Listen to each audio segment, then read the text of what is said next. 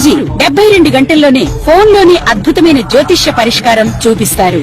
నమ్మండి, నమ్మకపోండి, ఇది నిజం. శ్మశాన కాళి రుద్ర చౌడీదేవి ఆరాధకులు నంబర్ 1 వశీకరణ స్పెషలిస్ట్. గురూజీ మనిషి పుట్టుక నుండి చనిపోయే వరకు వచ్చే అన్ని క్లిష్టమైన సమస్యలకు పరిష్కారం ఇక్కడ లభిస్తుంది. విద్య, ఉద్యోగం, వ్యవహారం, స్త్రీ ప్రేమ, పెళ్లి, సంతానం, స్త్రీ పురుష వశీకరణం, భూవశం, భార్యాభర్తల కలహాలు, కోర్టు సమస్యలు, విడాకుల సమస్యలు, చేతబడి, అప్పుల బాధ, ఇంకా మీకు ఎలాంటి సమస్యలు ఉన్నా 72 గంటల్లోనే శాశ్వత పరిష్కారం చేయబడింది. శ్రీ మహాగణాధిపతయే నమః. శ్రీ మహాసరస్వత్యై నమః. శ్రీ గురుభ్యో నమః. శ్రీ లలితా మహాత్రిపుర సుందరీ పరాభట్టారికాయై నమః. మనం 2026 మే నెలలో ఉన్నటువంటి ద్వాదశ రాశుల యొక్క ఫలితాంశాలలో భాగంగా తులారాశి వారికి భూగృహ సంబంధమైనటువంటి విషయాల్లో అనుకూలమైనటువంటి ఫలితాలు పొందేటటువంటి అవకాశం, లాభదాయకమైనటువంటి విషయాలు, అంతేకాకుండా ఈ రాశి వారికి మంచి మార్గంలో వెళుతూ ధార్మికమైనటువంటి పనులు ఆచరిస్తూ మంచి పేరు ప్రఖ్యాతులు పొందేటటువంటి అవకాశం కూడా ఉంటుంది.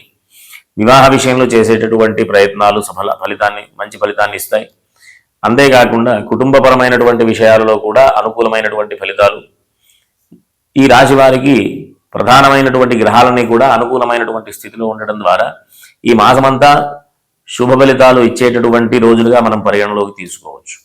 కాబట్టి ఏదైనా ఇబ్బందులు వీరు పొందేటటువంటి పరిస్థితే ఉంటే గనక దుర్గా సూక్త పారాయణ చేయడం, లేకపోతే ఈ దుర్గా అమ్మవారికి సంబంధించినటువంటి స్తోత్ర పారాయణ చేయడం ద్వారా మానసికమైనటువంటి ఒత్తిళ్లలోంచి బయటపడి చేసేటటువంటి పనుల్లో విజయాన్ని సాధించేటటువంటి అవకాశం ఉంటుంది. కాబట్టి అందరూ కూడా ధార్మికమైనటువంటి మార్గంలో నడుస్తూ చక్కటి పేరు ప్రఖ్యాతులు పొందుతూ సుఖంగా ఉండాలని ఆశీర్వదిస్తూ స్వస్తి. శ్రీ మహాగణాధిపతయే నమః. శ్రీ మహాసరస్వత్యై నమః. శ్రీ గురుభ్యో నమః. శ్రీ లలితా మహాత్రిపుర సుందరీ పరాభట్టారికాయై నమః.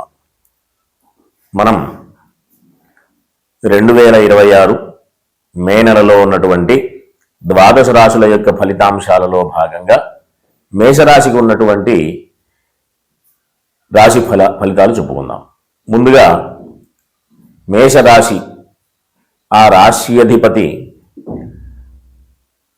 కాస్త అననుకూలమైనటువంటి స్థితిలో ఉన్నాడు. కాబట్టి రెండో విషయం,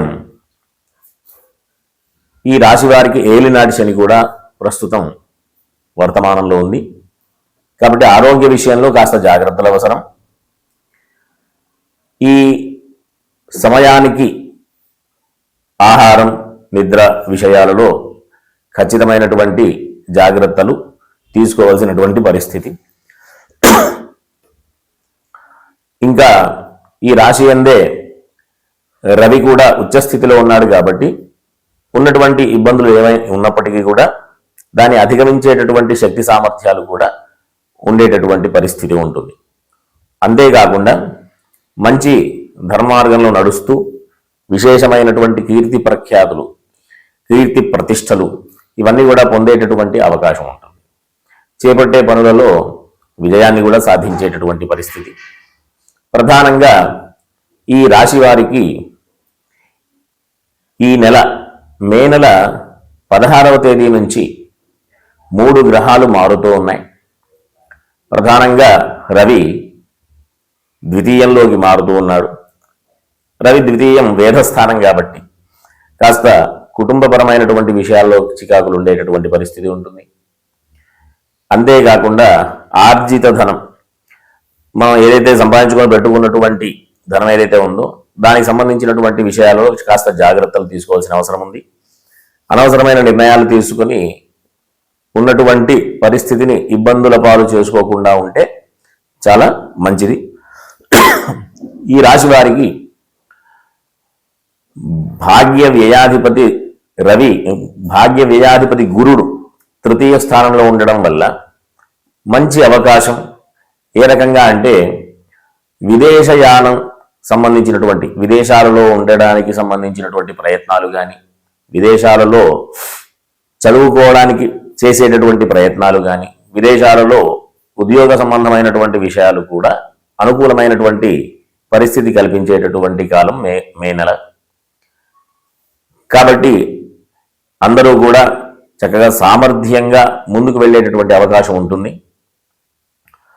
అంతేకాకుండా ఈ రాశి వారికి ద్వితీయ సప్తమాధిపతి కాస్త అనుకూలమైనటువంటి పరిస్థితిలో ఉన్నాడు కాబట్టి వివాహ ప్రయత్నాలు చేసే వాళ్ళకి అనుకూలమైనటువంటి సమయం, వివాహ ప్రయత్నాలు సఫలమయ్యే అవకాశం ఉంటుంది. కాబట్టి వీళ్ళు అందరూ కూడా ఈ రాశి అంటే మేషరాశి వాళ్ళకి ఈ మే నెల మిశ్రమమైనటువంటి ఫలితాలు మనం చూస్తూ ఉండొచ్చు. కాబట్టి అందరూ కూడా ఏదైనా ఇబ్బందులు ఉన్నటువంటి పరిస్థితే ఎదురైతే గనక, అంటే ఏలినాటి శని ఒకటి ఉంది, లగ్నాధిపతి వ్యయంలో ఉండడం ఒకటి ఉంది, రవి ద్వితీయంలో ఉండేటటువంటి పరిస్థితి కూడా, ఇవన్నీ వేధస్థానాలు, ఏలినాటి శని ప్రభావాలు, అననుకూలమైనటువంటి స్థితులు. కాబట్టి ఇబ్బందులు ఏదైనా ఉంటే అధిగమించేటటువంటి ప్రయత్నం చేయాలి అంటే ప్రతిరోజు కూడా హనుమాన్ చాలీసా పారాయణ, ఆదిత్య హృదయం, అవకాశం ఉన్నటువంటి వాళ్ళందరూ కూడా సుబ్రహ్మణ్య అష్టకం మొదలైనటువంటి స్తోత్రాలు ప్రతి నిత్యం కూడా పెట్టుకోవడం వల్ల ఉన్నటువంటి ఇబ్బందుల నుంచి అధిగమించి అనుకూలమైనటువంటి స్థితికి వచ్చేటటువంటి పరిస్థితి అందరూ కూడా పొందేటటువంటి అవకాశం. కాబట్టి అందరూ కూడా ధర్మ మార్గంలో నడుస్తూ ధార్మికమైనటువంటి ఆలోచనలు చేస్తూ అనవసరమైనటువంటి ప్రయత్నాలు చేయకుండా ఇబ్బందులు పడకుండా సుఖంగా జీవించాలని ఆశీర్వదిస్తూ స్వస్తి.